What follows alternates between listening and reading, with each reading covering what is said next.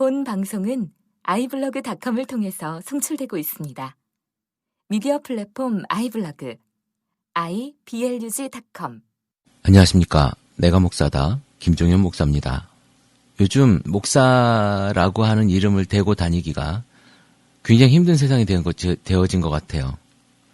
목사들의 설교는 여기저기서 표절이라 이야기하고, 밖에서 목사들이 하는 이야기들은 한마디로 딴 나라 이야기들을 해 나가고 있고, 목사들이 하는 행동거지들은 건강한 게 별로 없고, 참 어려운 시국인 것 같아요. 목사가 세상을 보는 눈 자체가 이상해지고 있는 세상에 사는 것 같고요. 그래서 참 어렵다는 생각이 듭니다. 교회 안에서 건강한 이야기를 해낸다는 것. 예수는 그렇지 않았는데 왜 예수의 제자들은, 예수의 제자인 우리는 이렇게 살아가고 있는지, 이렇게 세상에 비춰지고 있는지 답답할 노릇입니다. 얼마 전에 목사의 표절 논란이 있었어요. 설교 표절. 설교가 남의 설교를 갖다가 쓰는 경우가 굉장히 많이 있습니다. 저는 초창기, 제가 맨 처음 설교를 할 때 아주 유명한 목사님의 설교를 6개월 정도 그대로 갖다 베껴서 써본 적이 한 번 있어요. 제 선배 목사님 중에 한 분이 그렇게 한번 해봐라 그래서 그렇게 해본 적이 있고요. 지금은 예화를 구하거나 그렇게 할 때 외부에서 서칭을 하죠. 그러니까 인터넷 서칭을 하거나 예전에 있던 책이나 뭐 이런 곳에서 서칭을 하는 경우가 대부분입니다. 그리고 다른 목사님들 설교를 듣기도 하지만, 듣는 경우에 그분들의 설교에서 모티브 정도를 받아오는 경우는 있지만, 저는 그 설교를 차용하거나 그 설교 원고를 그대로 갖다 쓰는 경우는 거의 요즘에는 없죠. 왜냐하면 쓸 수가 없는 이유가 뭐냐면, 저는 제 삶과 제가 가지고 있는 여러 가지들을 가지고 설교를 하기 때문에 그 진실성이라든가 여러 가지를 다른 목사님들의 설교와 맞춰가지고 한다는 게 되게 힘들었어요. 잘 맞지도 않고. 그러니까 남의 옷을 나한테 입어가지고 내 옷인 양 보여주는 듯한 느낌이 있어서 그때 한 6개월 정도 하고 난 이후에는 남의 설교를 잘 듣지 않습니다. 제가 저번에도 한번 추천했던 그 최문기 목사의 방송에 보니까 표절쟁이, 표절 목사에 대한 이야기가 있는 것 같아요. 한번 여러분도 들어보시면 유익이 될 것 같습니다. 그 목사님은 표절에 대한 것들, 그리고 표절할 수 있죠. 아니, 표절이라고 한다기보다도 다른 목사님들의 좋은 설교를 가져다가 쓸 수도 있고 이야기할 수도 있다고 저는 생각을 합니다. 그런데 그것이 내 것인 양 이야기하는 건 안 된다는 거죠. 그래서 다 갖다 쓰면 안 된다는 겁니다. 그분의 모티브를 가져온다거나 그분의 이야기를 어느 정도 가져와서 쓰는 것은 권장할 수도 있죠. 왜 나 혼자의 경험과 내 지식이 성도들에게 좋은 꼴을 먹이기가 부족하다 싶으면 다른 분들의 설교를 참고하고 이야기하는 것들은 저는 가능하다고 봐요. 그러나 그것들의 전체를 가져다가 내 것인 양 한다는 것은 저는 조금 목회자의 도덕성상, 아니 목회자의 양심상 지양해야 되는 일이라고 봅니다. 오늘 제가 표절에 대한 이야기를 하고자 함은 아니고요. 이야기하다 보니까 어제 했던 그 제 방송의 연장선상에서 이 이야기가 생각이 나서 잠깐 말씀을 드렸던 거고요. 제 방송이 사실은 되게 밋밋해요. 어떤 분들 방송 보니까 음악도 나오고 아주 멋있더라고요. 그리고 어떤 분들은 DJ처럼 하기도 하고 하나의 그 다큐멘터리 영화를 보는 듯한 음악도 나오고 중간에 이렇게 깔기도 하고 그런 게 있는데, 제 거는 제가 기술도 없고 어떻게 하는 줄도 모르고 그냥 녹음해서 좀 군더더기 있는 부분만 좀 잘라내고 볼륨이 낮게 녹음이 되면 볼륨을 좀 높이는 수준, 그 수준에서 제가 방송을 하고 있습니다. 아주 단순하게 녹음해서 올리는 수준이라고 보시면 되겠죠. 혹시 누군가가 이게 될지 안 될지 모르겠지만 혹시 누군가가 제 파일을 그렇게 음악을 좀 넣어줄 수 있는, 편집하실 수 있는 분이 있다면 좋겠습니다. 안 돼도 상관없고요. 다른 방송 들어보니까 부럽더라고요. 그래서 제가 잠깐 말씀을 드립니다. 오늘 제가 잠깐 말씀드리고자 하는 것은 이 이야기입니다. 교회에 가족들이 많이 다니고 많은 분들이 가족에 대한 이야기 그리고 가족 관계에서 아이들에 대한 이야기들을 많이 하게 돼요. 가족 중에 가장 문제가 누구라고 생각을 하십니까? 많은 사람들이 우리 집은요, 우리 아이들이 정말 문제예요 라고 이야기하는 분들이 많습니다. 정말 그러면 아이들이 문제일까? 정말 아이들이 문제일까? 저는 절대로 그렇게 생각하지 않습니다.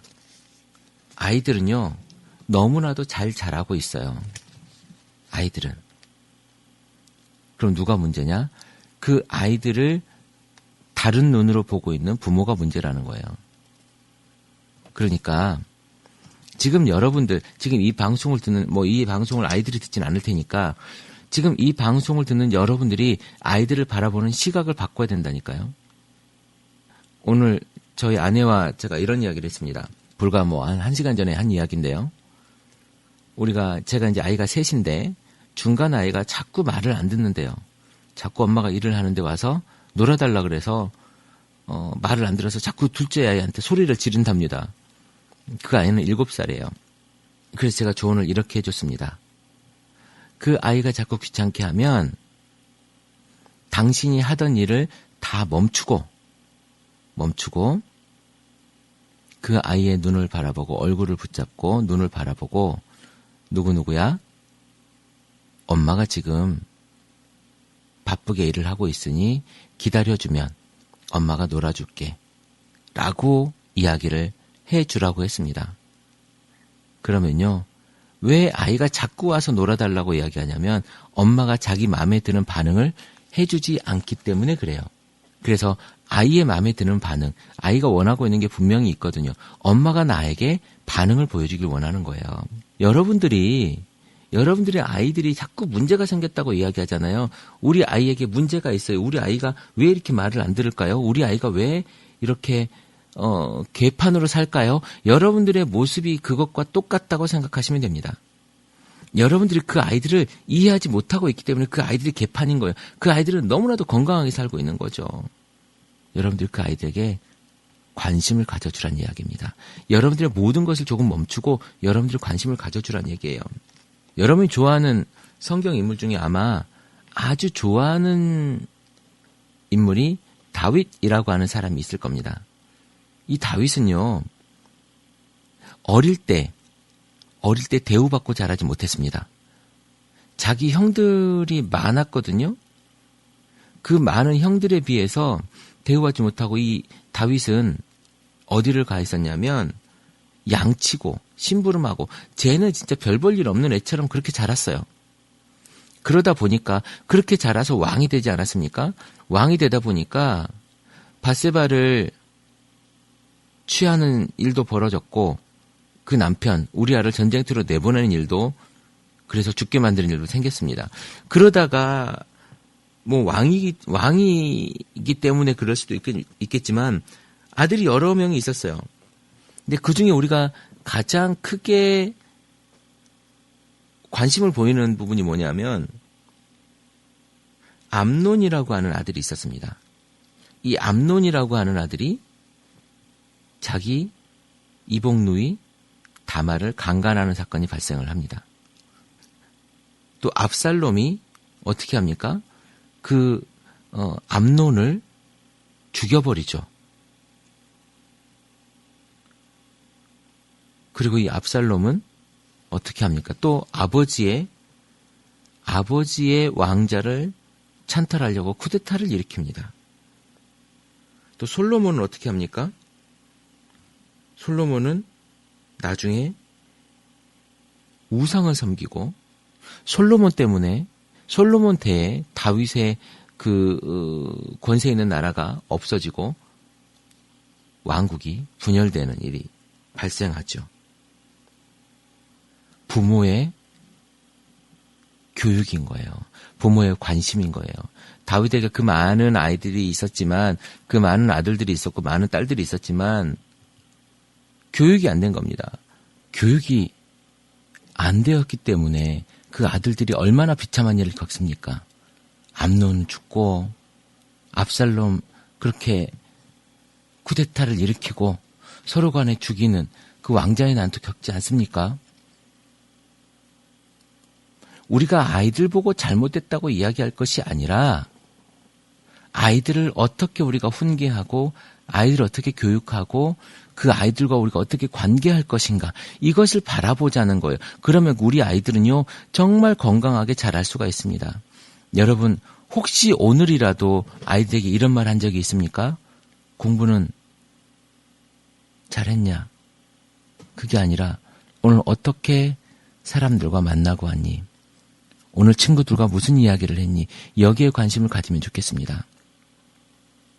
지금 어린아이가 있는 집도 마찬가지고 지금 성인이 된 사람들도 마찬가지입니다. 혹시 부모님께서 성인이 된 아이들과 함께라도 이야기할 때가 된다면 그 아이들에게 물어보십시오. 오늘은 누구랑 무슨 이야기를 했니?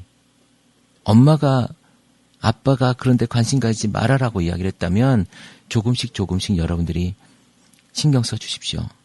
그래서 그 아이가 정말 관계에서만큼은 성공할 수 있도록 만들어주는 겁니다. 그래서 부모님이 세상에 그 누구보다도 우선되는 멘토가 될 수 있도록 하면 좋을 것 같아요. 잘 안 될 거라고요? 아니요. 부모님만큼 아이를 잘 지도할 수 있는 사람은 세상에 없습니다. 여러분들이 지금 돈을 벌고 여러분들이 지금 기도하는 제목 중에 가장 큰 제목이 무엇입니까? 자녀의 제목 아닙니까? 그 자녀를 여러분들이 하나님한테만 맡기고 있는 거예요. 여러분들이 손대지 않고 하나님한테만 맡기고 있단 말입니다. 여러분들이 손대셔야 돼요. 여러분들이 만지셔야 돼요. 그리고 여러분들이 관심 가져야 됩니다.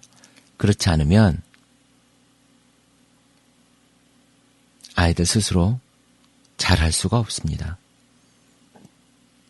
여러분 가끔씩 우리 애가 나쁜 친구를 만나서 나쁜 친구가 됐다고 얘기하죠? 우리 애도 나쁜 친구인 거예요.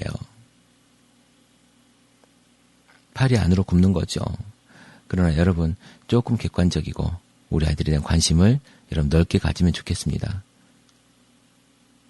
지금 이제 내가 우리 아이와 잘못 관계를 가지고 있었던 부분에 대해서 내가 지금 깨닫고 인정하고 더 건강한 관계를 가지기 위해서 여러분이 노력하면 좋을 것 같아요. 그래서 그런 건강한 관계가 많아지는 가정이 있는 교회, 이 교회가 건강한 교회인 것입니다.